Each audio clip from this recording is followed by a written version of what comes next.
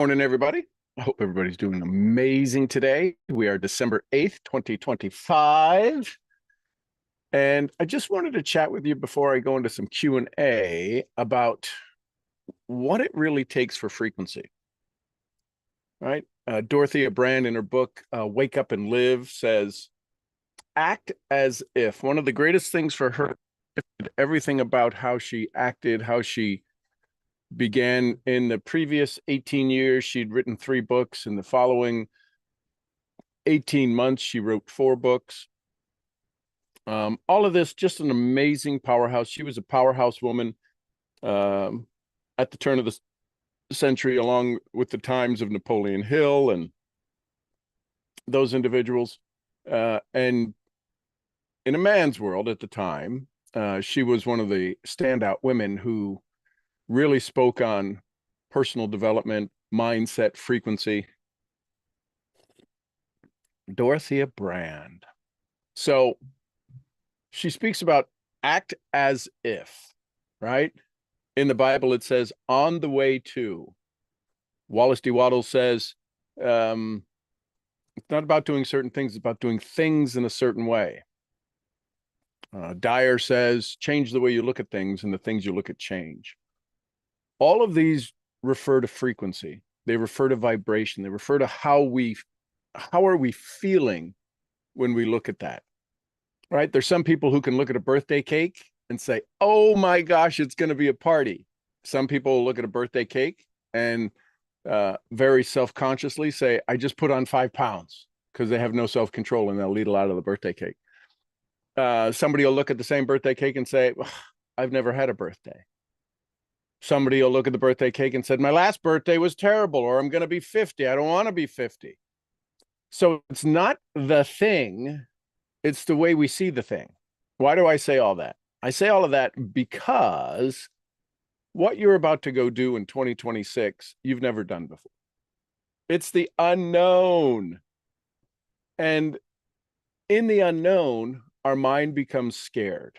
Our mind becomes challenged. And we find a way to resist.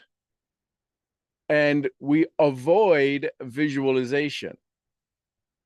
So my question to you is, at what point have you had enough? And I share this because in my morning meditation, there's a couple of things I've got going on that absolutely derailed my vibration. And I thought that was curious. I became the reporter. I brought in my Sean, just the facts, please, reporter archetype. And I had to switch roles in my vibration so I could witness the situation.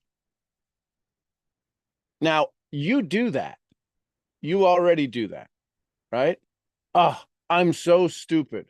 The I'm that's stupid is not the one who is stupid, because otherwise you wouldn't recognize it, right? You're not cold if you're in a room and you're okay with the temperature. Yet somebody comes in and goes, oh my God, it's so cold in here.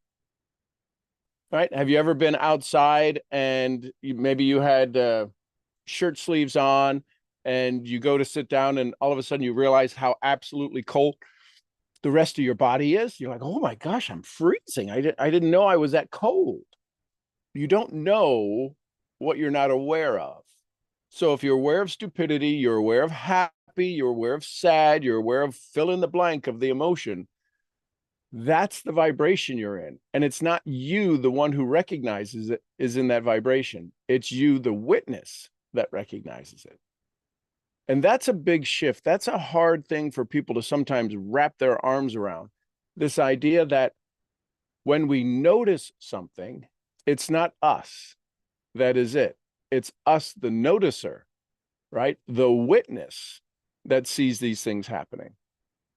So as you go to set your goals and as you go to write down your goals, right? Today would be a good day to write down your goals and see that you can have anything you want.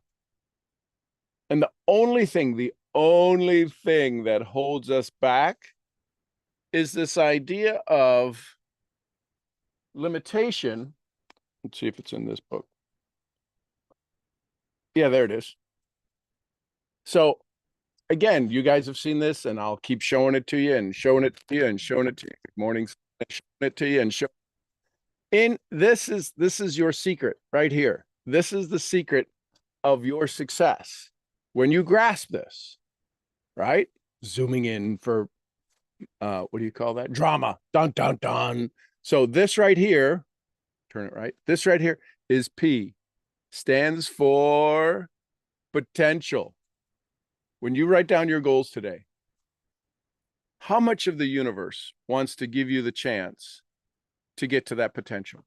How much does the universe have to offer you in ways to arrive at it, in versions to secure it, in abilities? How many pathways are available to your goal, not mine, to yours, not theirs, to yours, not last year's goals, to this year's goals? How many are available? How many different ways? It's unlimited.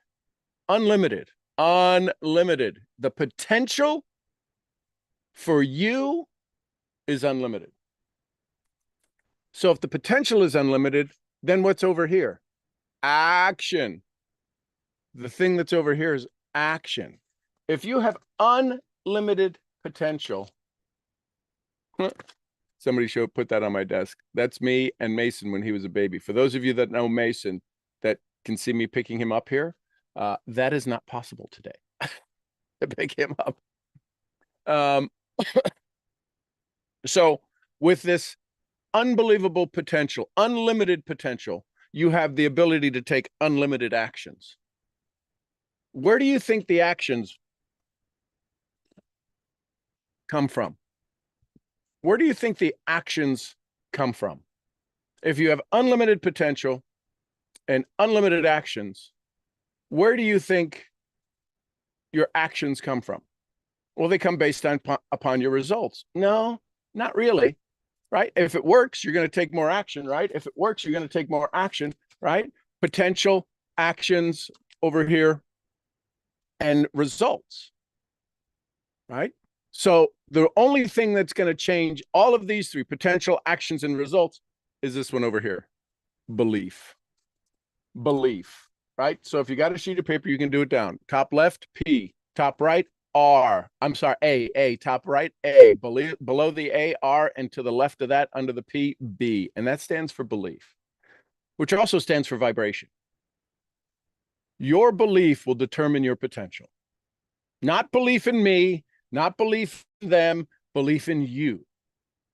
And that's the conversation you really want to have. And I welcome those couple of new names, Heath and Patrick. Welcome to the conversation this morning. I'm Sean. So how do you use more potential? Well, if you're doing the same thing over and over, right? We've heard this before. If you keep doing the same thing over and over and expecting different results, what should you expect?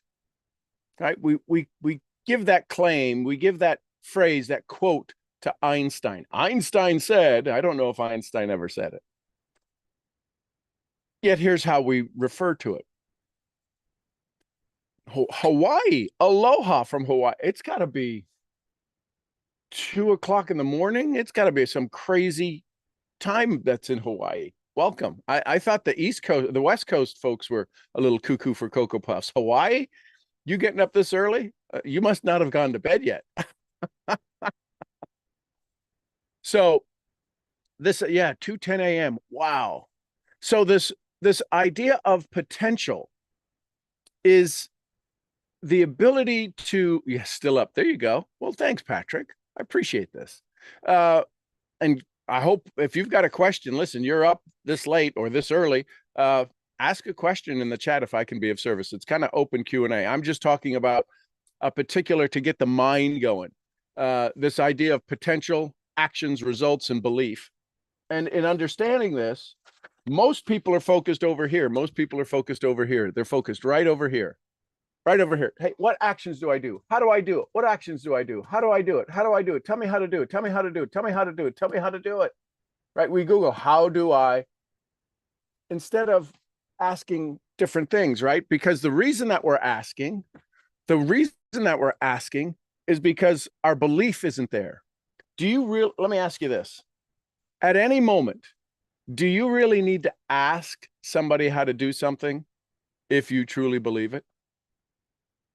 If you truly believe it, right? If you got to get somebody to the hospital, you're not stopping every 5 minutes saying, am I going the right way? Am I going the right way? Right? We look for landmarks. We look for signs. We look for things to indicate if we're actually going on the right path. So I want you to pay attention to that today, this Monday, as you go forward, is what's the potential that you have 100%? What actions do you have available to you? Not the actions you took. Most people try a handful of things. And then the actions determine our results. And we look at it and go, well, that kind of stunk. And that challenges our belief and our belief. So it's belief. We have to work on our belief. We have to work on our frequency. We have to work on stepping in and stepping up.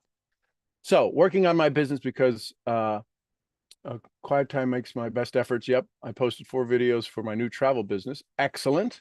What's the fastest way to serve people on how to upgrade their bank account today with a simple 3-step plan? So the simplest way, right? Do what Covey does.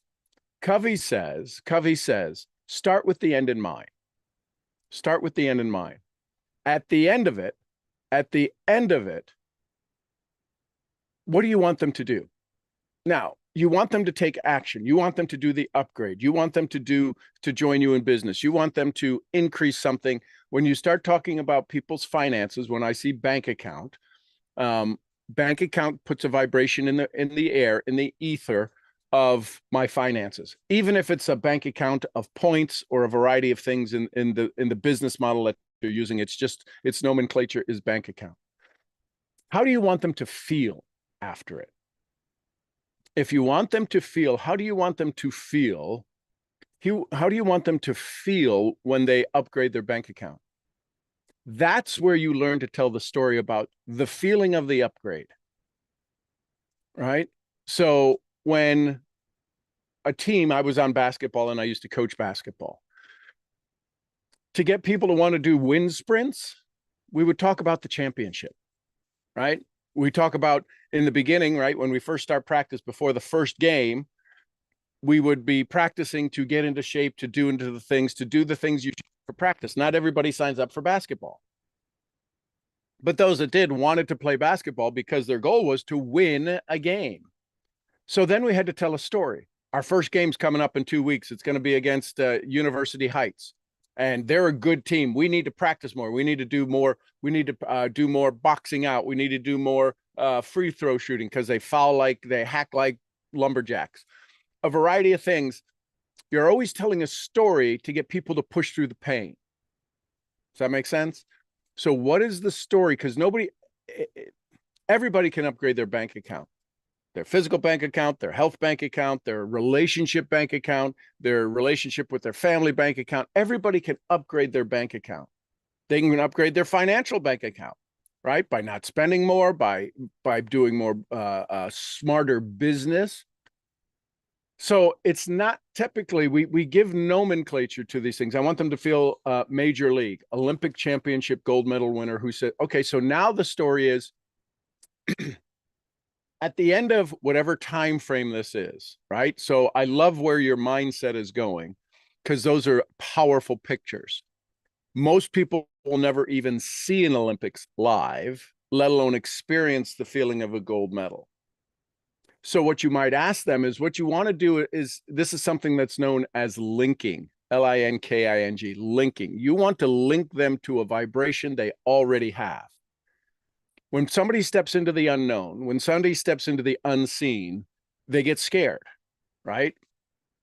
What we have to do, what we as the presenter will do to make it easier for ourselves is to link them to a vibration that already exists in their body, to that world-class feeling that already exists in their body. So you might ask a question, something like, at the Olympics, at any kind of competition, there's the platform at the end of the competition. There's third place, second place, first place.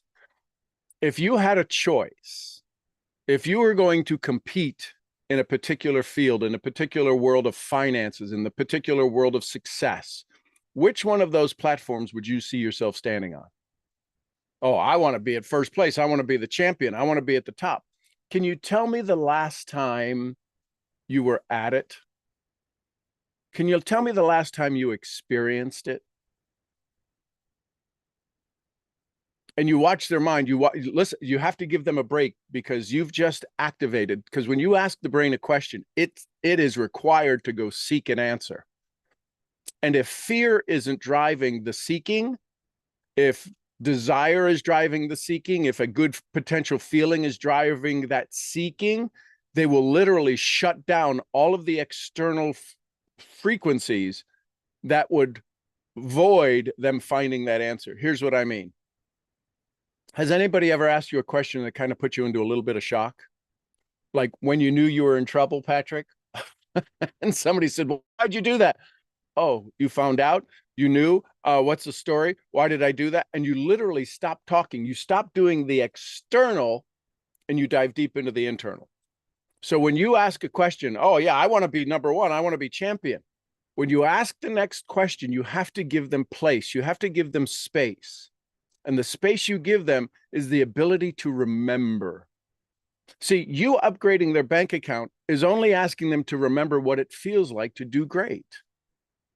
That has nothing to do with the strategy of upgrading the bank account. There's no reason to upgrade anybody's bank account. There's no reason for any of us to make more money unless we have a reason to avoid the pain. Right? That's why people at the end of the month, right here we are at the beginning of the month, nobody's really pushing to drive their business. They'll wait to the 20th and go, man, I need 7 more people. I got to get 7 more. Well, you needed the same 7 people in the beginning. Anyways, back to the world-class championship. So tell me the last time you experienced something like that. And the reason it's so hard for us to get people to move forward is the memory is sometimes from childhood. Now, we don't need the skill set they had at childhood. We need the feeling, the memory they had at childhood. So, see, 4 years ago was the feeling. You feel that? 4 years ago. My question is, Patrick, you've had some world-class moments that were tiny in comparison to the ball game, because the ball game had a lot of memory. It had the driving to it. It had waiting, walking in, getting through the tickets, whatever it is, hearing the ball crack on the bat, seeing a strikeout, seeing somebody get hit. Maybe there was a fight. Maybe you had a hot dog. Maybe somebody spilled a Coke on you. There's all of these emotions. And that was 4 years ago. I promise you, Patrick, you've had some other world champion, world-class moments. They just don't compare to that. My point is this. You went into your memory banks and 4 years ago decided, that's the one I'll tell Sean about. That's the one I'll type in the chat. Can you imagine your prospect who's already feeling lack, right? Because you're a stud, you're a superstar who's already doing what they want to do, who's doing something I don't know how you do that. How do you do that? So they're coming from a place of lack. When you ask them, which one of the platforms would you want to stand on? Third place, second place, first place? First place. They say first place, and their vibration is, I'll never be first place. I can't be as good as you. This is all happening subconsciously. This is happening in the subconscious ethereal world called identity. So now you trigger that, and they're confirming in their own mind, I'll never be good enough.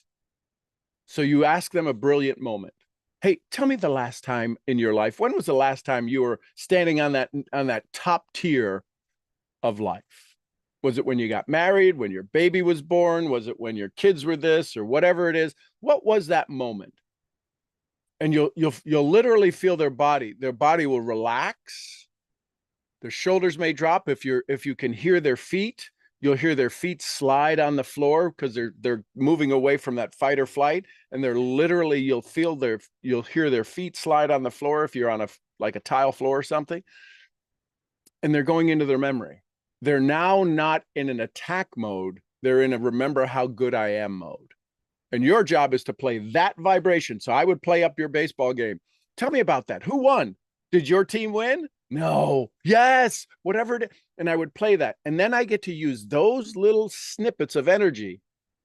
So let me ask you this. If you were to play the game of upgrading your bank account, if you upgrade your bank account, how would you feel? Oh, I'd feel great. What would be the first thing you do? Who'd be the first person you tell? Who would want to buy a ticket to watch you upgrade your bank account? Because it's a game. Who would love to come to watch you upgrade your bank account? Oh, well, my wife or my kids, or I got a buddy of mine who would I would tick him off if I upgraded my account. If I got better than him, oh, I would love that. Then let's do that. So now I can link, all right, I'm linking a 4-year-old experience to the future of what you're about to go do. See, if I know that I'm going to feel good when I go do the future thing, holy mackerel, Andy, you can't stop me.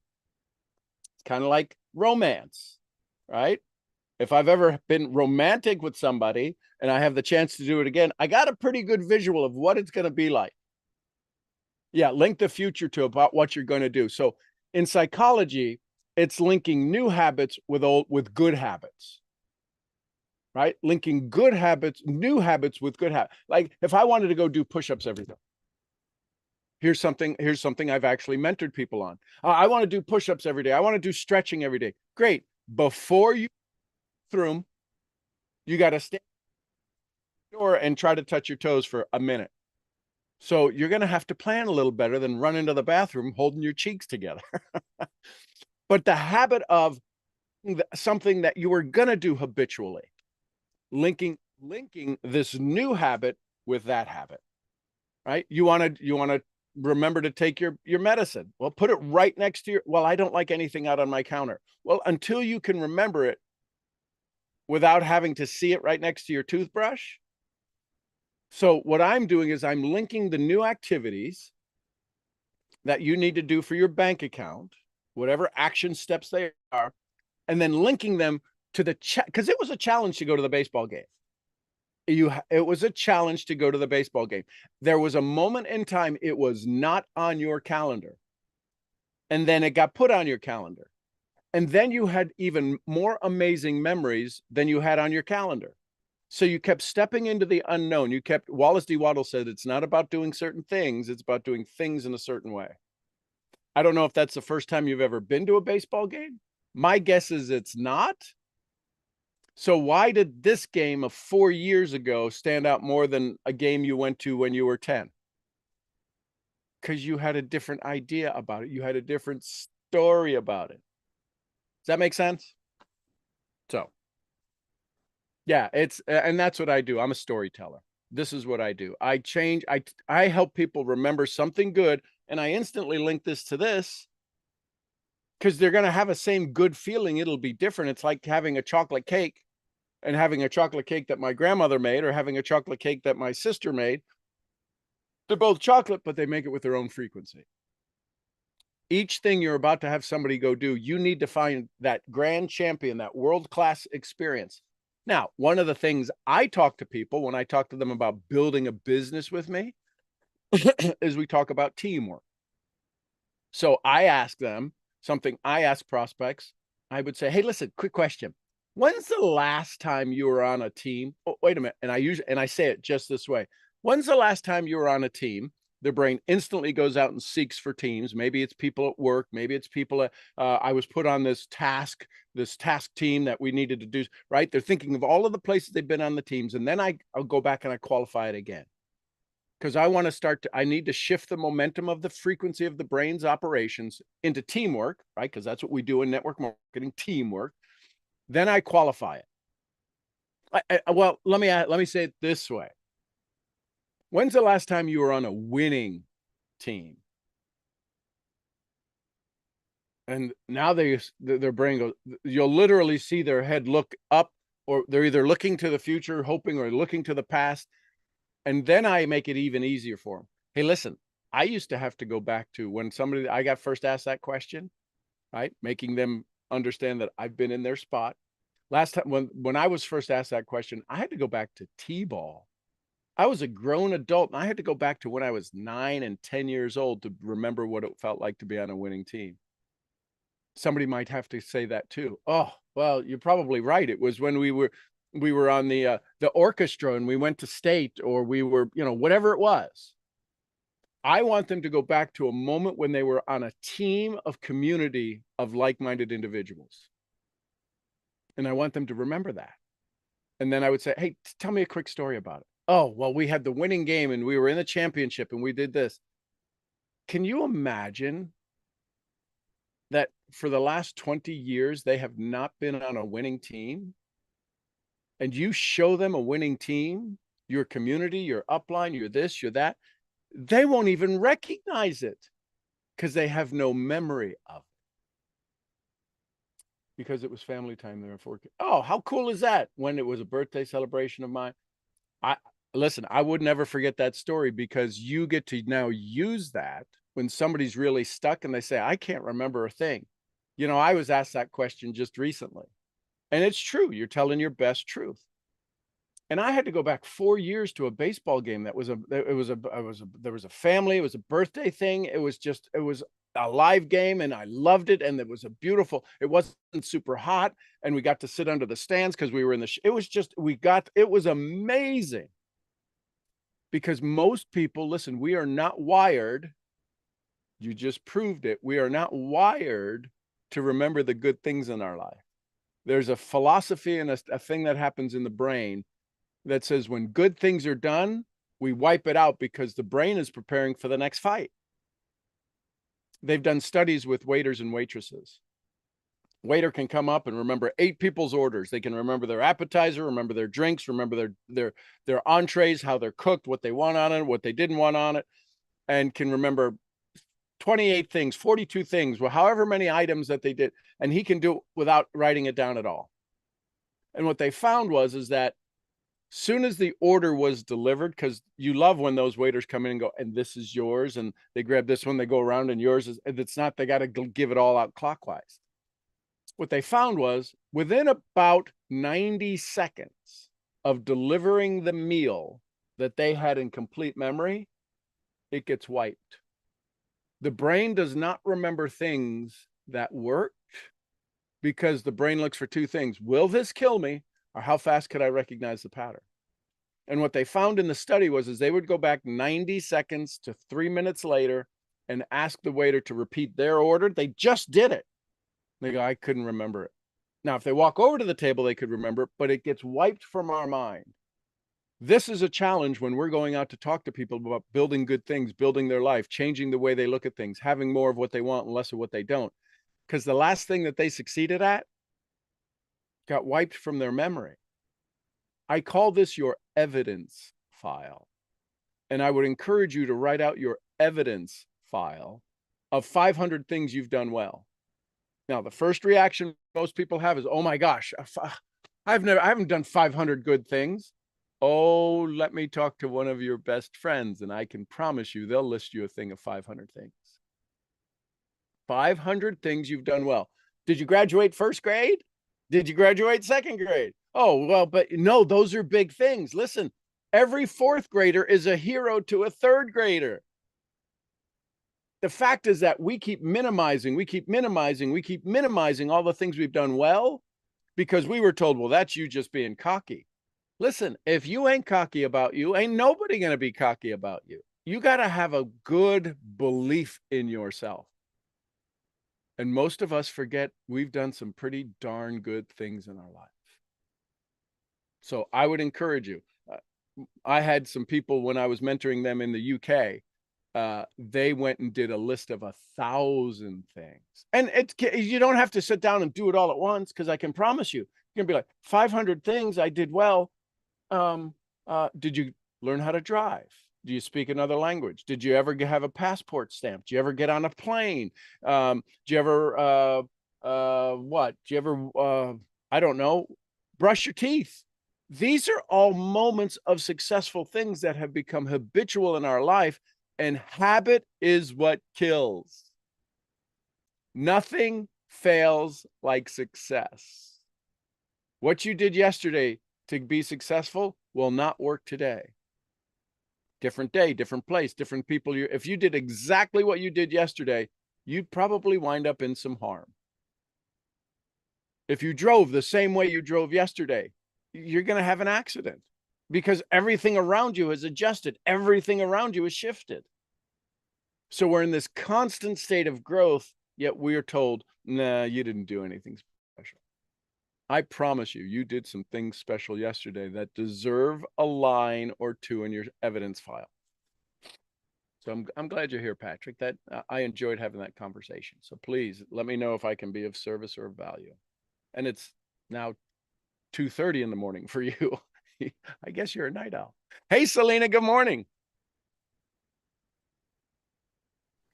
Good morning. Good morning. So, belief comes before possibility, or does possibility come first? Well, the possibility is there. The Okay. belief creates the possibility. Okay, so it's the belief first. Yeah. So when we're working with people, Yep. we're helping them create belief, but we first have to get clear in what they want to believe in, either about themselves or the goals that they're seeking. Can't hear you. No.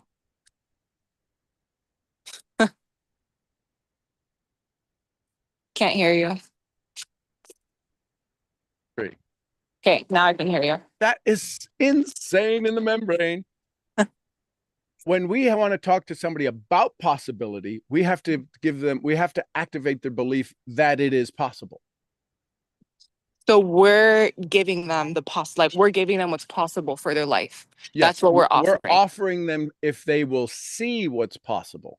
Okay. When we start telling strategies, you can make $1 million. That's a strategy. And it's true. Every one of us could make $1 million. Every one of us could make $1 million. And that's the possibility. And that's the possibility. Now, do you believe it? Not so much.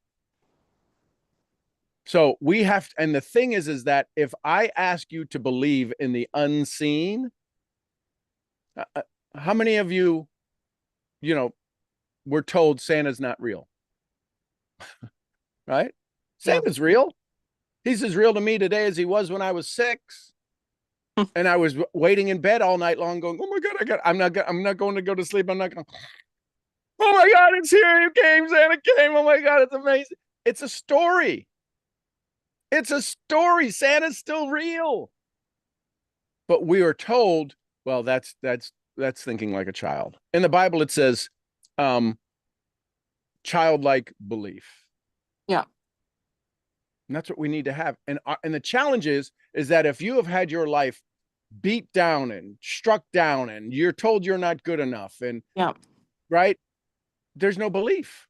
And now you come along, you're somebody with a high energy, a beautiful smile, a great frequency. You use language very well. And you say, I believe in you. You go, I want to believe that you believe in me, but I don't believe in me. So your belief doesn't do me any good. And now I'm going to let you down. Now I'm going to feel bad. So I'm going to ghost you. So in what ways do we genuinely give good foundation for people to have like a lasting belief? Is that through storytelling or we have to make them one of the characters. We have to move them from the audience to on stage. And the way we move them on stage is tell me a story about when you had your greatest moment, when you had your biggest belief. What's something you believed in so big that when it happened, you kind of knew it, but you were blown away when it happened? Are you asking me? Yeah. What's a memory for you? See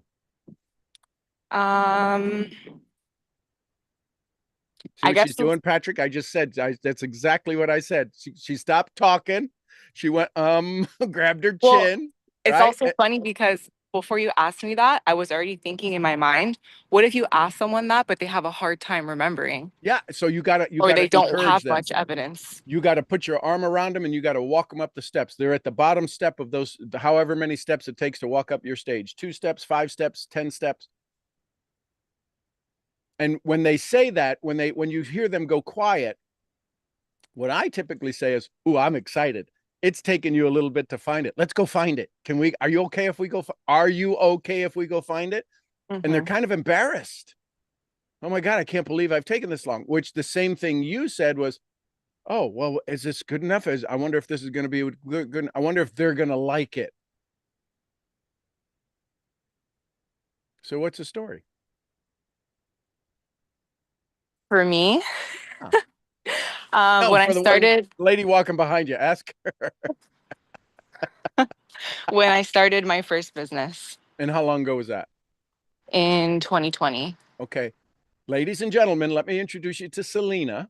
She just came back from a European trip where she did some amazing things. Oh, by the way, she also just had recently been to Thailand and been to the eastern part of the world and did some retreats over there, live retreats.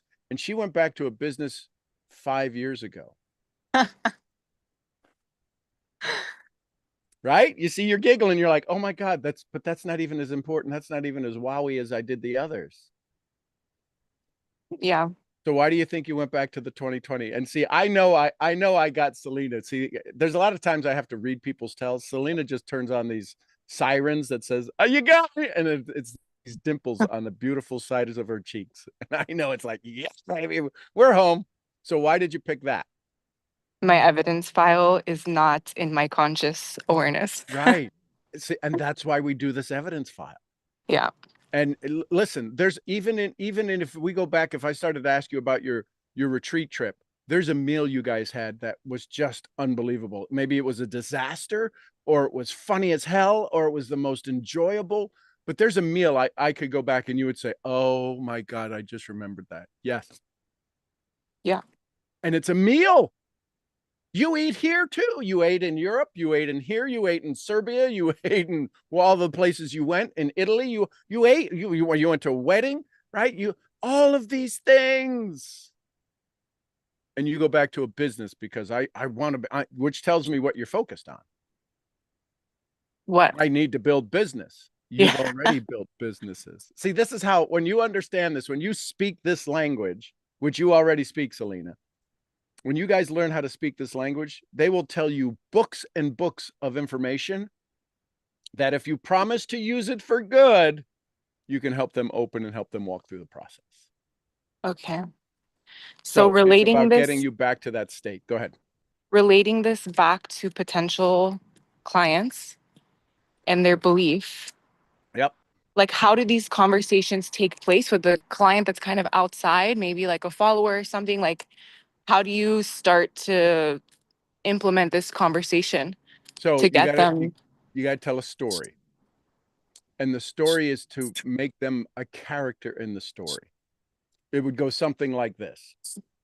If you were that outside person, that follower, if I was doing a live on my videos, Mhm. I would say, I got asked the other day, don't we want our prospects to ask us something? Yeah. So we need to let them know we've been we've been in the uncomfortable place they are thinking of. Well, I would really love to ask Selena a question. I don't know if I could do that. How many times have we been on stage and we didn't know if we could ask somebody a question? Yeah. Yet, if they say this, I got asked the other day. I love being asked questions. I got asked the other day. So now I've said it 3 times. They've heard it. They still might not do it. But I've taken away a little bit of their fear of asking me a question. I got asked the other day, Sean, and I use my name like I'm talking third parties because this is what you have to put, right? You're bringing that prospect onto stage with you, standing there. They now have a mic and your job is to get them to use the mic. So I would say, hey, listen, I was asked the other day and I love to be asked questions. I'm taking away their fear of asking a question. And somebody said, Sean, how do I get excited about the unknown? And you can watch everybody in the audience lean in like, holy crap, that's my question.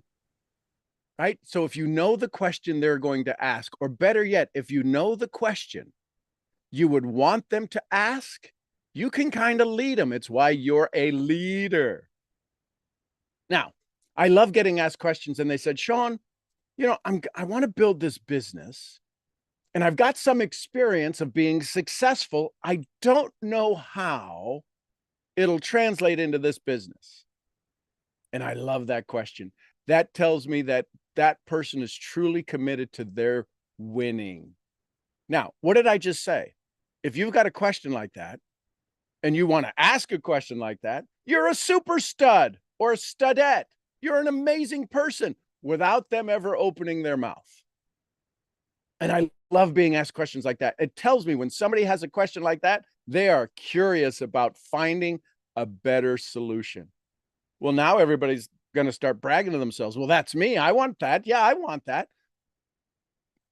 It's truly when you understand speaking human, you got to promise to use it for good, because there's people who use it for bad, and I wind up with a whole bunch of people who aren't doing anything they want to do.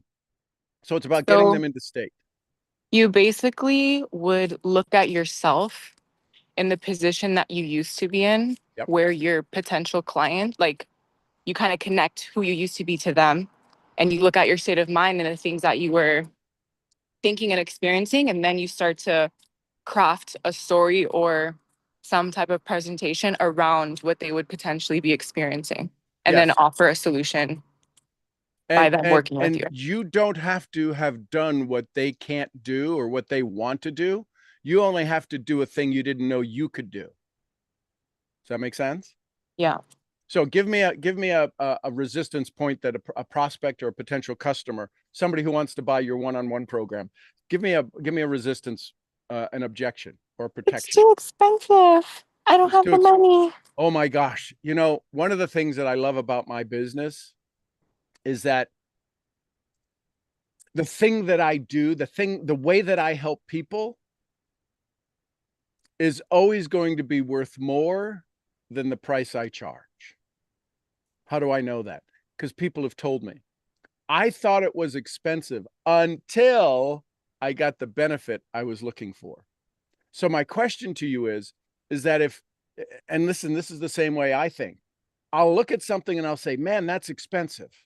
Then I've got to use some logic. Well, if it's that price and people pay for it, why would somebody buy that? What's the value that comes out of that? Because if it's too expensive for me, I must not be seeing the value. And since they've been around doing this for more than a minute, somebody sees the value. Why can't I see it? Is because I've never valued myself enough. You know, when I was going to go do my first retreat in Thailand, I was going to get people to buy a ticket to come to my event, leave the US, fly all the way to Thailand 732 hours later, and to get there, to go to places they can't read the signs. And everybody was excited to go do the unknown. Why? Because the story they had in their mind was it's worth it. So if you say the price is too much, I've got to ask, are you worth it? Because there's an old story running around in your mind that says you're not worth it. I would like to adjust that. I would like to shift that. I would literally like to flat out take the I'm not worth it, step on its throat, take it out, and remind you you're worth it. And one more thing, Please. your as we're presenting our offering, Yep. I guess it's very important to very authentically like show the value that you offer. Yep. So that's something to consistently practice and work on, is how you present the value that's within your offering. Absolutely. And this is what Russell Brunson did brilliantly, right? He calls it the stack. At the end of every one of his presentations, at the end of anybody, you can tell if somebody is a Russell Brunson fanatic by their clothes. And what they do is if the price is, let's just use round numbers, $2,000, and they do the stack. Well, you're going to get this and it's worth that. You're going to get this and it's worth that. And you're going to get this and it's worth that. You're going to get 8 Yeah. to 10 things. What's Yeah. typically the value of the stack? If you add up all the things in the stack, if the price of the program is $2,000, $19.99, $2,000, what's the typical value of the stack? It's usually 10x. Mm-hmm. So you need to show the value, $20,000 in value, to make Yeah. it a no-brainer to buy for $2,000. Yeah. So what you can do, the way you make your stack as a no-brainer, is you talk about your evidence file. I've had a client that did this and they loved it. And this is where testimonials is your evidence stack. Most people don't have a list of testimonials. Yeah. right? I'm blessed that now 40 years into this profession, 4 decades, I'm a 6-time #1 bestseller. I don't know how to write a book. I'm a 6-time #1 best-selling author. I'm an R&B #1 R&B artist. I can barely sing. I've stood on stages in 30 plus countries, actually 35 plus countries. I don't necessarily like to travel. I've been translated simultaneously or in writing into 40 different languages, and I can only speak one or two. Why is all that? That's part of my evidence file. Now, I didn't have those when I began until I had the first one. I was just watching an old video that said, I'm a 3-time #1 best-selling author. I went, wow, how old is that? So that's your evidence file to say, oh my God, you've done this. You've done that. Listen, you're in your 20s. You've done more in your tiny fragment of life, time-wise. You've done more than most people who have lived 2 lifetimes, 3 lifetimes.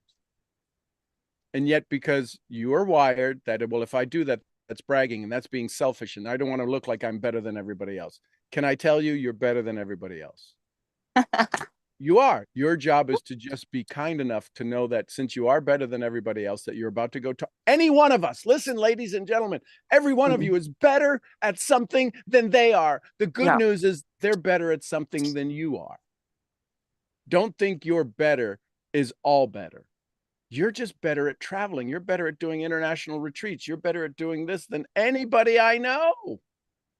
I'm good at doing retreats. I'm better than anybody that does retreats because I do them at my ranch. I do them. I bring you into my home.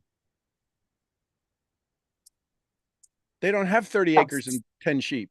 Nobody I know has that. But that doesn't make me the best. That's my best version. And I'm okay with a little bragging on that. I'm okay with putting a little hot sauce on that because that's some hot stuff. You've got some hot stuff stories too. Don't be afraid to share them. Hey, thank you. You're welcome, my love. What's the answer to the question about the unknown? Hey, listen. Tell me something that gave you a memory you absolutely, if I ask you to remember, what's one of the greatest memories that you have? Oh, my child, my marriage, my this, my that. Before you did that, the day before you did that, did you know it was going to be the best day ever? Well, no, that's the unknown. That's the unknown. Everybody has stepped into the unknown. What's different about the unknown you're talking to somebody about is that their self-worth shows up because you've done it. I haven't. I don't know the unknown. You know the unknown, and your known is better than my unknown, so therefore I can't do it. It's just a vicious story. It's a lie they tell themselves that they can't do what you did. And they can't. They can't do what you did. That's why everybody asks strategy. People ask me how all the time. I go, you can't do my how. My how is human. Your how is human. You have to become the human to make the result possible. You've got to live in your own how. Usually ticks people off. So I got a unique way of saying it that drives them. So in the unknown, you've got to ask them, what's one of the greatest memories you've ever had? Oh, the birth of my baby. You know why it's one of the greatest memories they've ever had? Because it was the most unknown thing they ever experienced. That's all a memory is. Listen, I had a gun pulled on me in Peru, Lima, Peru. Not pulled on me, well, actually tapped on me through the taxi cab window. I remember it. And the gun was right up against the glass, and my head was right here. Now I heard the click. I can take Mason's 44 Magnum and tap it on the glass of the Hummer, and it brings back that same chill that I had sitting in the back of the hotel taxi in Lima, Peru. And I remember looking down the barrel and seeing all of the chambers because he had a revolver. He didn't have a clip. He had a revolver, so I saw the chambers, and there wasn't a single bullet in there on the left side or the right side of the barrel. So whichever way, when he pulled the trigger, it was going to rotate. It was going to rotate into an empty chamber. So I knew I was okay. If he was dumb enough to have, and the hammer wasn't cocked, all of those things again. But yeah, so all of that to say, our goal is to bring them back to a moment that they had a great memory because that memory was an unknown, which is why they've called it a memory, because it was something they didn't expect. Does that make sense, y'all? Drop an M in the chat if that makes sense. Other questions, comments? Oh, Diane. There you go. Other questions, comments, thoughts?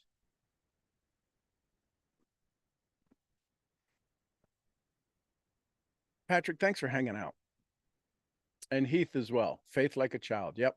Get prospects on stage. Isn't that cool when you think about that? Doesn't that change the way you have a conversation? If your goal is to get them on stage. If your goal is to get them on stage, you got to walk them up the step. Now, here's the neat thing. Here's the thing that's pretty cool. If you've ever been on stage, you either get brought up the front of the stage, or if you're scheduled to be on stage, you go back to the green room, right? I'm an MC for a lot of different events, and I'm usually 2 or 3 people ahead of who's ever on stage. So they come on stage at 9 o'clock. I'm already interviewing the person who's coming on at 9:45. Right? They got 20 minutes, and I'm talking. I've already got the next person already in my head, the introduction, the outro for this person, the intro for the next person, and I need them backstage. So there's a runner who's got to find these people on the schedule and bring them backstage to me so I have time to interview them. I have time to create my own version of their story, which is more highly emotional than it is facts. I say that to say, you are going to go bring your people. If you know you're bringing your people on stage, can you imagine how you will leave a prospect if you have an appointment set for tomorrow at 2? You have a chance to interview them, quote unquote, interview them between now and when they show up on stage. And here's how I interview them before I leave. Hey, listen, I know we've set the appointment for 2 tomorrow. Why would you come? And I giggle because they're giggling because they were going to buck out of it. They had 1,001 excuses already lined up. You ever have anybody no show you? Yeah, that doesn't happen to me. Rarely does it happen to me anymore in the last 2 decades. I'll say, hey, listen, Patrick, I know you're going to listen. I'm excited about our schedule on Thursday this week at 7 o'clock. You're going to come to the live event. Why would you come? And you watch their head. You watch their head literally implode, explode, just their eyes open up. Why would you come? I'm sorry, what? Yeah, the meeting at 7 o'clock on Thursday, the live event. Why would you show up? Well, because I told you I would. Yeah, that's not good enough. That's not good enough. Why would you show up? Well, because I want to learn about the business. Awesome. Now, the business presentation is going to be about 20 minutes long. Where's going to be the moment that you send me a text going, man, that was it? What's the thing you're looking for in our business presentation that you would say, I'm in, I'm all in, get me started. I don't care what what is the thing you're looking for? See, I'm setting the stage. I'm preparing them to have a great memory because I want them to remember that this was the first presentation that changed their life. So I'm setting the stage. What are you going to look for? What do you look for in a woman? What do you look for in a guy? What do you look for in a business opportunity? No difference. Well, I want to look for that it's stable, that it's committed, that it's blah, blah, blah. Awesome. That's about 7 minutes in. Now, the first 6 minutes are as important, yet somewhere around minute 7, minute 8, if it's the presenter I know that's going to be doing it, things can change, but I know their presentation about 7 minutes in, you're probably going to hear the thing you're looking for. So will you hang out for at least the first 10 minutes? Yeah. Now I've clarified, qualified, set the expectation, right? That's a formula I use. CQCE, CQCE, C, clarify, clarify, Q, qualify, and CE, create expectation.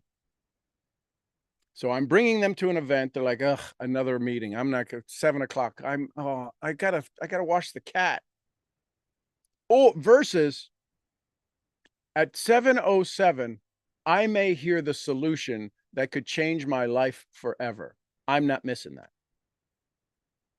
It's the same event. I just bring them on stage so they can see the presentation from a whole different perspective. That makes sense? My daddy said if it makes sense, it'll make dollars. So there you go. I love this. This is what I love to do.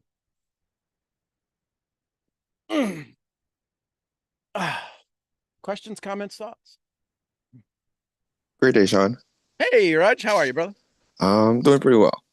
Um, this question is a little bit off topic. Okay, cool. Um, I had a unpleasant dream about one of my loved ones the other day, Okay, and I just wanted to talk to you about it.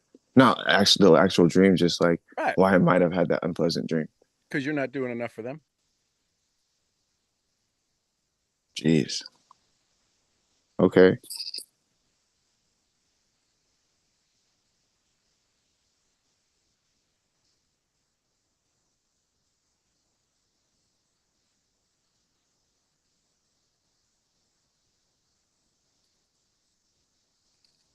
Man. Oh, I can hear. Oh, jeez. He's still muted. Oh, I still can't hear him. That's so cool. Isn't that Oh, cool? I I'm can hear you talking all now. this time, and then whenever I talk to somebody, it cuts out. Can you hear me now? Yeah, I can hear you now. Okay, so the thing, the unpleasantness, was it the environment that happened to them, or was it something that happened to them that made the environment unpleasant? Where was the pain? Did the pain come from the outside into them or from the inside out to you? Um,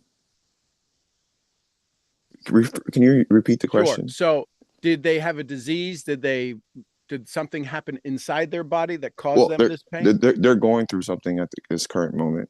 Okay.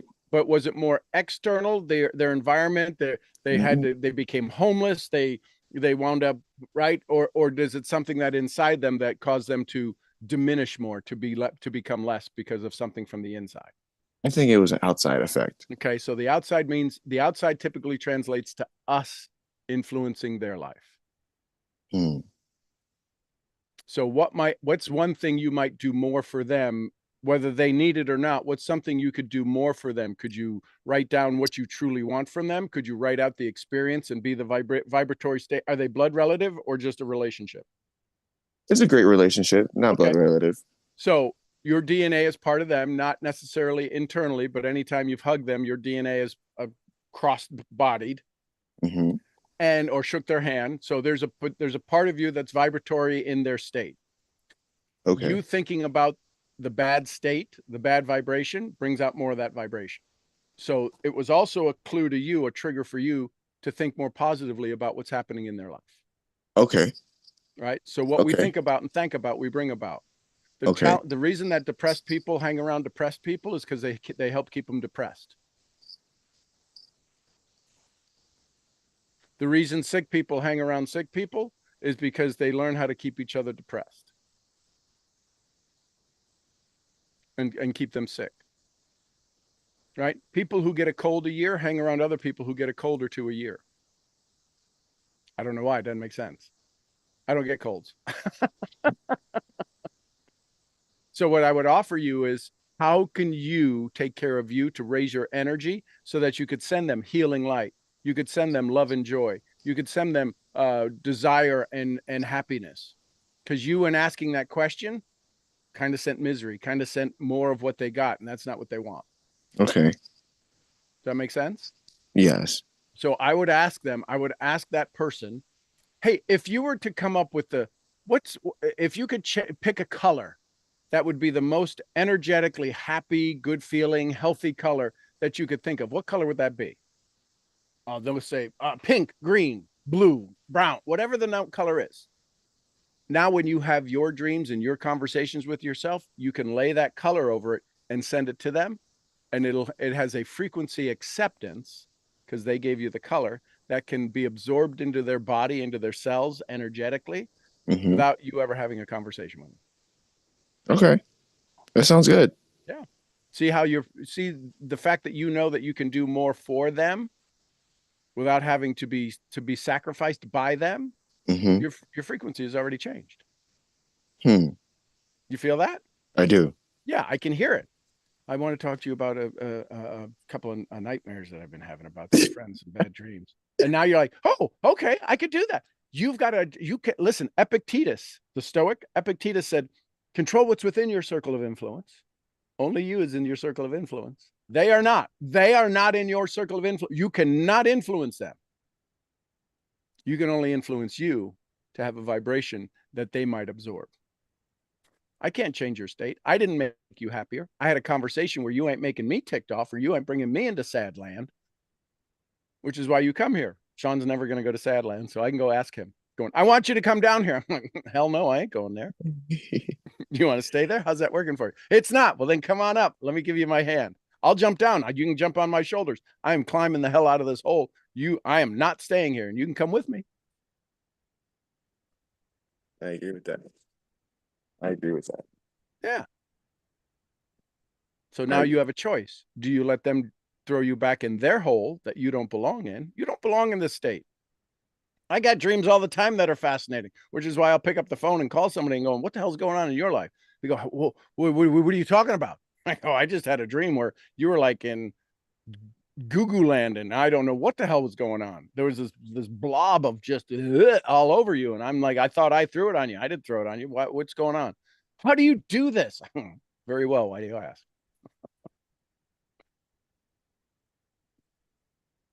So it might be an indication to say, hey, listen, how's life going? What could I do if I could wave the magic wand today to help your life have more fun in it, more smiles in it? What would that be? Oh, well, and then all you can do is think about that and bring that visualization to light. Good news is you're connected to them. Better news is you can control you to help avoid that situation. I like that, Sean. I really do. Cool. Change the way you look at things, and the things you look at change. Yeah. Yeah. Constantly. Constantly. Well, and the only reason I get to have that kind of energy is because I chose a long time ago to always find the good in something, to always find the education, because the story we tell is limited on the story we've told, right? The story we're telling for most people is based upon the story they've told, because they're not good storytellers. You tell me a story like that, I'm like, oh, cool. You're connected to this person. One of you is having a crappy day. And if both of you are having a crappy day, you can only fix the crappy day of one. So start with you. Okay. What's your favorite song?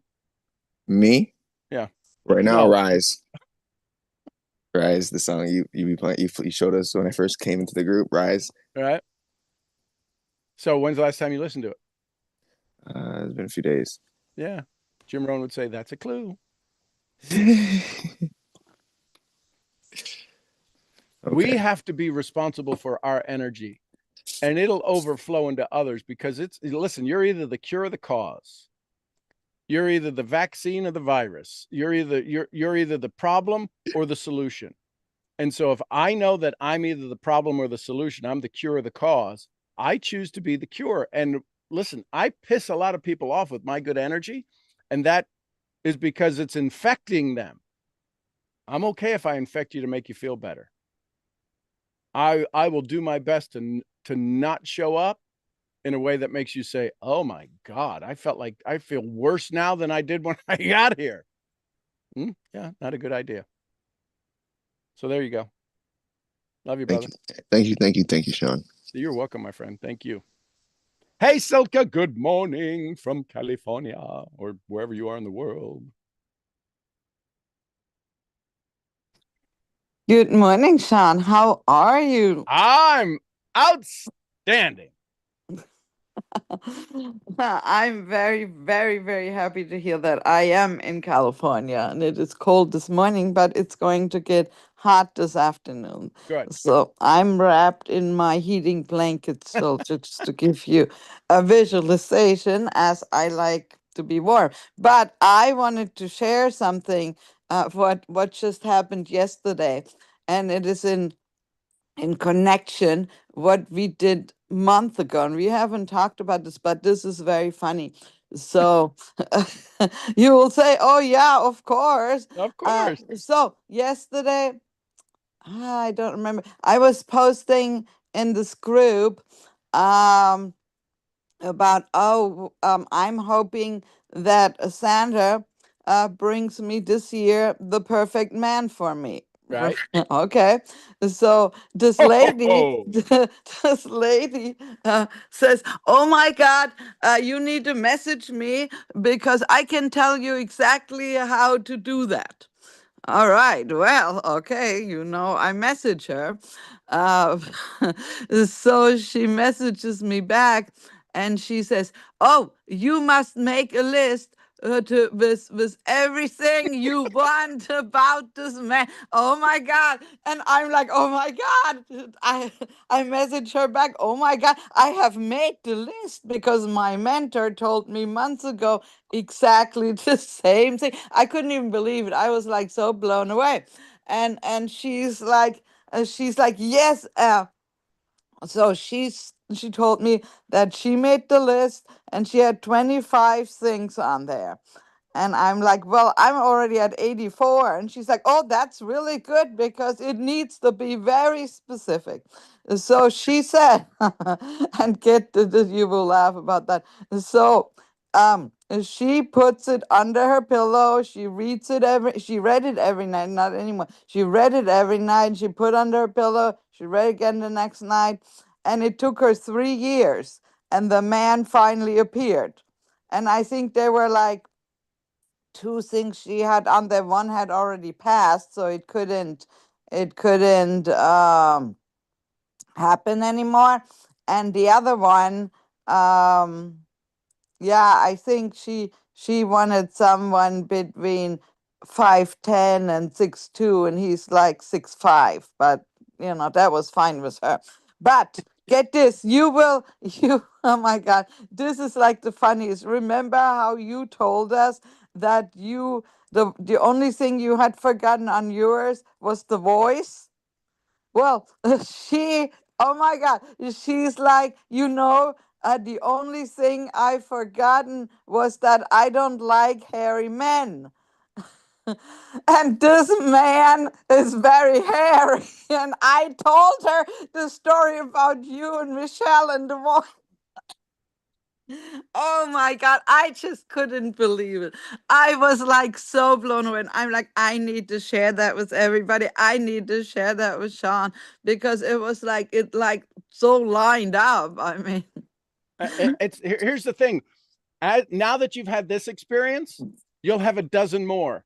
And the reason you'll have a dozen more is two reasons. One, your awareness, your reticular activation system has now been programmed to look for cool stories like this, where what you think about and think about, you bring about, and you'll hear it time and time again because you have now shifted your awareness to become aware that you can write your list, that your list is now becoming a truth statement versus a wish statement. And you're like, "Oh my gosh, it worked for Sean," but Sean's just nuts. And I don't know, but he says these crazy things. And then now you got confirmation that this woman, and the funny thing is, listen, I'm okay. I'm rather let Michelle have a crazy voice than have a hairy back. So I'm okay with the voice. But you're hearing these same things. And what's going to happen now, Silke, is that you will see time and time again, very rapidly, you will see the repetition of this because you are now aware in a state of belief and that you can hear the frequency and you're linked to that vision. You're linked to that story in a way that makes you feel good because you have the same belief and you're like, "Oh, wow, this really, I'm so excited. This now let me look at my list again," and know that you know that you know. So you're going to hear it more often. You're going to have this same similar story. It's kind of like Joseph Campbell in the book The Faces of 1,000 Heroes, or 1,000 Faces of Heroes. When you read mythology, whether it's Mesoamerican, whether it's Inuit, whether it's Mesopotamia, they all have a story. And that's when he came up with the 12 steps, the hero's journey. He came up with the 12 or 13 steps, depending upon which one you look at, of what are the things that every hero goes through. The answering of the call, the refusal of the call, the mentor, the night in the cave, the belly of the whale, all of those steps. So now you're going to hear more and more and more and more people, women, and probably even more specifically, how they wrote out their list for their significant other. I bet if you put a post out, "Hey, I just had some confirmation. I'm curious. Anybody write out their recipe for their significant other? Like, what were the things you wanted in them? Anybody write out a list like that? You might be surprised at how many people respond to you. But yeah, so great. What you said took 3 years. I'm like, oh my God, I guess there's still hope for me, but I wasn't shooting for 3 years. And she said, oh, it can happen much faster. I'm Faster. sure, just keep doing it. Well, and it's based upon, so her 3 years took the belief that she was entitled to that moment of joy, right? She got close, one passed away, another one's a little outside the box, right? The challenge is that when you set that list for any goal, whether it be a romantic, whether it be a financial or a wellness or whatever, we have to allow space. I should say this, if we allow space for the universe to surprise us, it'll happen faster. Because the universe has in mind, God has in mind, our highest energy, our best version of ourselves can bring to us exactly what we want if we stop thinking we know exactly what we want. We have to give it a vision. We have to give it a confidence. I'm entitled to this feeling. I'm okay if you surprise me with more, because we can only think of, we have a capacity limited to our potential until we start living in the potential. So it took her 3 years to actually believe she was entitled to that frequency. And so the more you do it, the more you fall in love with it, the more you practice it, right? Bob Proctor read his goal list twice a day, probably a lot more. And the reason we have to do it more is so that we can get into the frequency and the vibration and the visualization of it, so we can actually see ourselves in it. Then the universe delivers it. Kind of like Michelle has said 1,000 times, when you order a coffee at the microphone Starbucks, I'd like a cafe latte. I don't know how to order Starbucks coffee. Could I have a cafe latte, room for cream and whip and no whip and soy and blah, blah, blah? You don't, from the moment you say, we got your order, thanks, pull around, from the moment you leave the microphone, you expressing into the universe, you don't know who you're talking to. You're talking to this frequency, this thing, the universal source of microphonism. And from the time you drive around to the time you get to the window, your order is made. Somebody picked the beans, somebody delivered the beans, somebody turned on the restaurant, the coffee shop that morning, they turned on the coffee pot. All of these things had to happen before you could even make your order.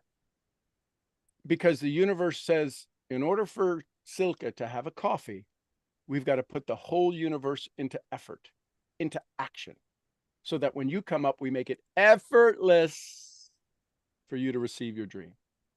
It is easier to request $1 million from the universe than it is to get a coffee. The difference is you think it's easier to get a coffee, so therefore you don't have the million. I believe it's easier to get the $1 million than it is to order a coffee at Starbucks. And Wow. when you shift that, when you have that shift, when you have that frequency, that the million, do you think it's hard for the universe to give you $1 million? Listen, No. if you pay attention to the States, people were embezzling billions, millions and billions of dollars. There's a lot of money out there. No, it's not. And so I mean, it's why is not. it I easier agree to with get a you. coffee than it is to get $1 million? Because I believe I can pay for the coffee. Maybe because you know where to go for it, but that's not even applicable because I am where I can get it. So that is not it's Well, and here's the certainly. neat thing. Mm. If I have a Starbucks order, which is Mm. neat, a lot of people like frequency, they like repetition, they like knowingness. I can order the same coffee, right? A recipe. I can order the recipe at an airport, or I can in Amsterdam. But you know what? It doesn't always taste the same because it depends who makes it. It literally depends who makes it. Sometimes it just doesn't even taste. Yeah, that I have noticed. It's the same thing with cocktails. I often ordered the same cocktail, but depending on who makes it, it's not the same. So you've heard me tell the story about rice pudding. My dad and I were doing a job in Perth Amboy, New Jersey, and we would go to this diner because my dad grew up in New No, York. I don't think I ever heard that Okay, story. so this is funny. It's a short story. So we would go to this diner, and I love diners because I was raised in small town community. So we'd go to this diner, and the waitress is there. This is New Jersey now, so they're talking like, forget about it. Why? Yeah, what do you want, hon? right? And so we're talking to them, and they had rice pudding. My dad was raised on rice pudding. My mom made rice pudding, so we love rice pudding with the cinnamon and the Oh, I tapioca. love It was rice pudding too. so we would order rice pudding, and she would bring out the little bowl, but just heaping high. Oh my God, it was full. And it was like 3 orders. And because we were cute, we were father and son, and we were a little different story. We showed up regularly. She would give us this hoop and scoop of rice. It was almost overflowing. Then we had another waitress, and her name, I don't forget her name, B. Let's say her name is B. Hey, B. Oh, do you have any rice pudding? Yeah, we got rice pudding. You want some? Yeah, we'll take 2. And out comes this little tiny bowl of rice pudding. Oh, My dad and I look at each other and go, what the hell is this? So the next day we got, say her name is Flo. We got Flo back, and Flo's like, rice pudding. And we said, Flo, B gave us a rice pudding. We don't want you to get in trouble. You're giving us too much. No, B doesn't like rice pudding. I'm like, son of a biscuit. And so when B was there, we said, B, we know you don't like rice pudding. We love rice pudding. Could you give us a little more that we would like, not how much you would like? And she would fill the cup up. Oh my God, she went by what she liked. That's the same thing happens. So if you get somebody who doesn't like the drink, Yeah. doesn't know how to make the drink, they'll make the drink as if they would drink it of something they don't like. Oh, that's terrible. Or maybe they just like in a different way. I mean, that could So be as that's when well. you ask, right? So that's when some people ask, so how do you make your Manhattan? Do you make it with this, or do you make it with that? How do you use this vermouth or that vermouth? How do you make your whatever it is? And you ask the bartender because you have a special recipe you like. They go, well, I use this. Could you use this? Yeah, I could use that. And then it comes out the way you want. Yeah, I always make sure often I get a Cosmo and I say, but I want it sweet because, it's usually sweet, but it's come really nasty, not Yep. sweet at all. So yes, exactly. So I here's the thing. When this you is order your recipe from the universe, when you order your man from the universe, it's no different than ordering a Starbucks, right?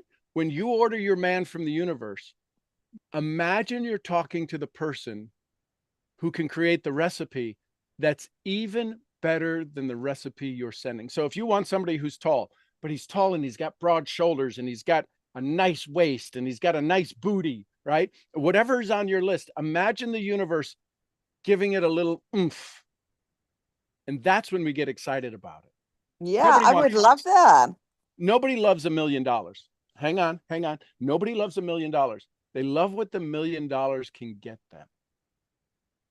So every time I ask the universe for money, I instantly convert it into the frequency and the vibration of what it will turn into. Because having $1 million in the bank isn't worth anything until we convert it into the thing that we can convert it into.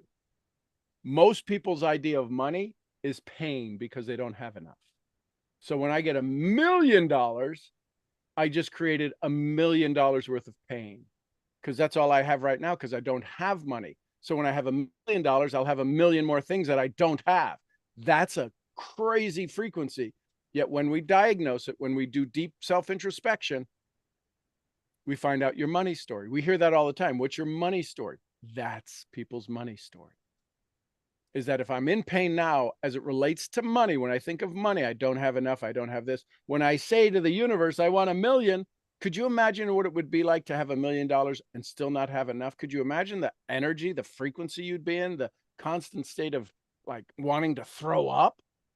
I got $1 million, but I still don't have enough. Oh my God, now I got a $10,000 bill and I got a $50,000 bill instead of a $100 bill and a $50 bill.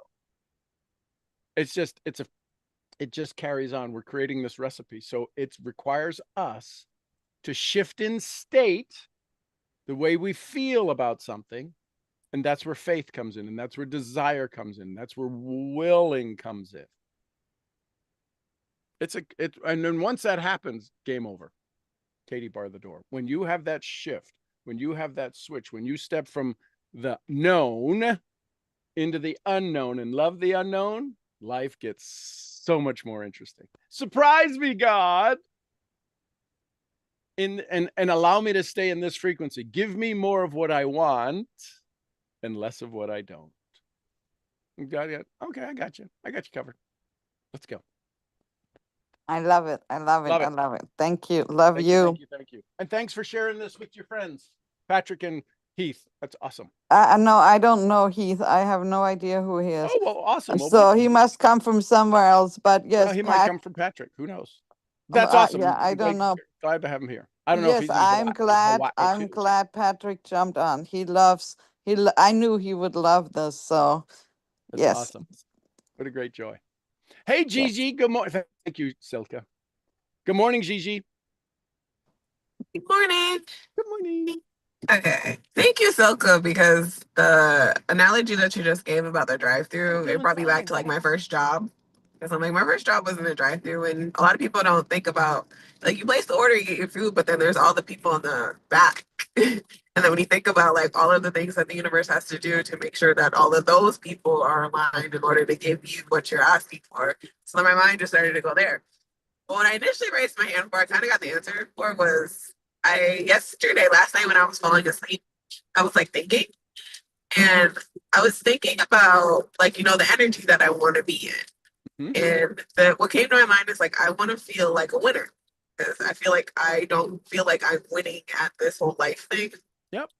Because I'm not necessarily living the life that I desire to live. But then you talked about the evidence file, and I was like, okay, well, that's kind of my answer right there. If I want to get an energy of feeling like a winner, I have to look at all the things that I've done well that I've won at. So yeah, that was all. Well, and this may not be the most appropriate example. We know that the P word is an unbelievable addiction, and there's millions of hours a day spent on people looking up and watching the P word online because it gives them their dopamine. Because it's something outside that we think that outside makes us feel good, but it's the dopamine we trigger in our brain, right? Selena's absolutely starting a program that I think starts today or tomorrow on a dopamine detox to help you get disconnected from this addiction to dopamine, the scrolling, the 6-second attention. So if we have 24 hours in a day and we're awake, say 18 hours of that day, and out of the 18 hours, 16 of those hours are spent in disbelief of how good we are. Do you think people actually spend 2 hours thinking how good they are? If any one of you, type it in the chat. How much time did you spend yesterday thinking how good you are, how wonderful your life is? I'm serious. Type down in the chat, 30 minutes, 20 minutes, 0. Are you aware of it at all? So if you are going to wake up today and you got 24 hours and you're going to be awake for 18 hours, how much time did you spend thinking you are absolutely 100% this miracle of life and light and joy? And Raj, I'm going to disagree with your 5 to 6 hours. I'm sure it was some. Go ahead. I meant minutes. Oh, minutes. Oh, okay. Awesome. I believe that. So let me ask you, if we were going to go to battle, if we were going to go to war, and you had your army was 6 people, minutes versus, Alexa, what's 16 times 60?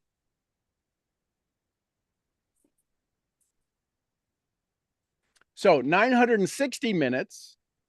So you're going to go fight an army with 6 versus an army of 960. Who do you think is going to get their ass kicked?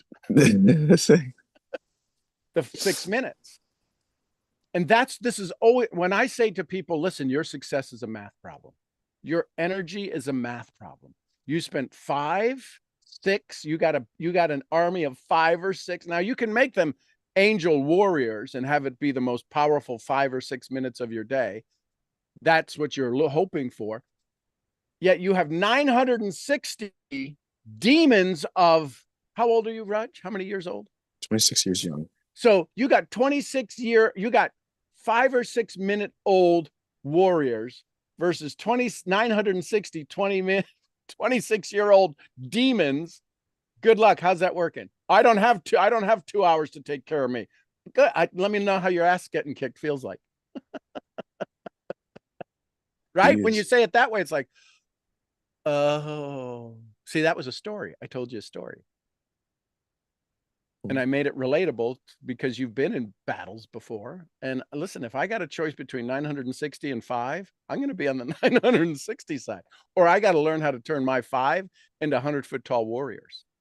And that's what taking the time and being totally focused. That's what vibratory, that's what binaural beats does. That's what self-talk does. You want to take those 5 warriors, that 5 minutes, and turn it into 100 tall angel warriors, you got to have your self-talk.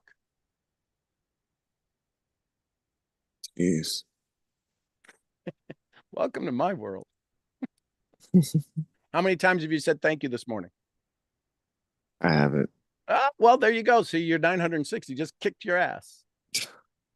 I've said 100 already. I know, I counted. And here, you want to know the proof? You want to know the proof that I said 100? Yes. You've been on this call forever. Yes. We got Heath, right, who came from Dylan. He just shared with it. Dylan referred. And we've got Patrick, who came from Silka. Do you know why they showed up? Because that makes me excited. Oh my God, there's new people here. This is exciting. Because I already said 100 thank yous. If I'd have said 98, they may not have showed up. But see, I didn't know whether they would show up or not. I just got to do the work. God will make them show up. Well, guys, it's freaking 2:30 in the morning, 3:30 in the morning. He's still up. What a nut job, Patrick. People would say he's crazy. But he showed up. And why would somebody at 2:30 in the morning jump on a call to somebody they don't know? Is it because I said 10,000 thank yous already? And the universe is like, here's a little, let's see if you're willing to keep going. I'll give you a little nugget. You got to look at things that way. Change the way you look at things, and the things you look at change. Heath and Patrick showed up because I put 1 million thank yous into the world. I got to put 1 million thank yous? No, you might be a lot better at it and just do one, and you'll have a Patrick and Heath show up in your world. You just got to change. You can't stop being good to yourself. See your head tilt? Yes. That head tilt is like the little puppy when you make the noise and they tilt their head like, that's different. What was that? What? Made sense though. Yeah, doesn't it? So now, if you're only going to do 5 or 6, better make them damn tall angels. I would encourage you to do more. Okay. Start to swing it to your side. And here's the thing: when I wake up and give 100 thank yous, every thank you I know I'm 10xing. So my 100 thank yous goes out into the universe to provide 1,000 thank yous for the universe around me to be joyful for something. See, we do this for a living. We do this for a life to want to bring more joy to people. If we're not in joy, there can't be any joy out there for them to grab onto. So I preset, I pre-program, I inject my universe. You know, the big, when they inject the turkey for flavor or whatever, I inject my universe with thank yous so that when I go out to the feed store, to Walmart, or to wherever I go, or to on stage, there's enough thank yous in the audience for people to feel good enough to thank me for showing up. It's kind of selfish. But I inject my world with thank yous. So there's enough thank yous out there for people to feel good about it. And they get to send it back to me, which is karma, which means I get to do more. Yes. Yes. You created a loop for yourself. And that's very selfish. But you get to share that loop. Yep. And so I invite you in, right? I'm taking you on my journey. I love it. I love it, Sean. I love it. Hey, and yeah, please, Heath, tell Dylan he's a rock star. I love him. And I don't know if he told you, but he came to the very first retreat I had here at the ranch. There was 26 people here. And I didn't even know. I mean, I knew Dylan. He came from a couple of cool folks, Talina and Shane. And so they came, and he came to the event. And he says, I've been following you for 2 years. I'm like, dude, really? And so he came to the ranch. We had this amazing experience, and we've just been this incredible relationship. He's such a rock star. He's so willing to stay on the edge, right? There's the bleeding edge, cutting edge, and taking up too much room on the edge. And he alters between that bleeding edge where he goes out and he just does things that are unbelievable and kind of gets whacked sometimes for doing it. He stays on the cutting edge. He sharpens his saw. So it's such an honor to know him and to have him in my world. and to have him as a friend and as a mentor as well. So yeah, just tell him I love him and thank you. And Heath, listen, I love it. Bring your team, bring whatever. This is what I do. I get to do this. This is what I love to do. So, and if you got questions, I'm here. Excuse me. So there you go, ladies and gents. What a cool morning. 90 minutes later. I love it. This is what I get to do. I can do this. I do this all day long. And I love to do it here with y'all. So I'm your head brain training, brain scrambling misfit. I'll see y'all where? The next event. At the next event. Next Somebody event. give me some Costa Ricas. Pura Pura vida. Pura vida. We love you, Mark. And some Lydias. Peace be be with with us. us. That's all. Be with us all. And the queen of helping you have more of what you want, less of what you don't. Jessie Lee. Boss. Boss Boss Lee. Lee. Lovely. We love you, girl. And a little white fluffy. Gurgly, Gurgly, gurgly, gurgly, gurgly. gurgly. Gurgly, we love you, Fee. All right, everybody, go have some fun today. Thank you for showing up. Thanks for making my day absolutely more incredible than I could ever thought it would start. I'll see y'all tomorrow and we'll have some more fun. Till then, bye for now. Thank you, Sharon. Thank you, Thank Sean. you, family. Love you all. Peace, Sean. Love you guys. Love you. All right, love y'all. Bye now. I know, Dubby. Yes. Yeah. Oh. Love Dubby. Bye, Uh, everybody.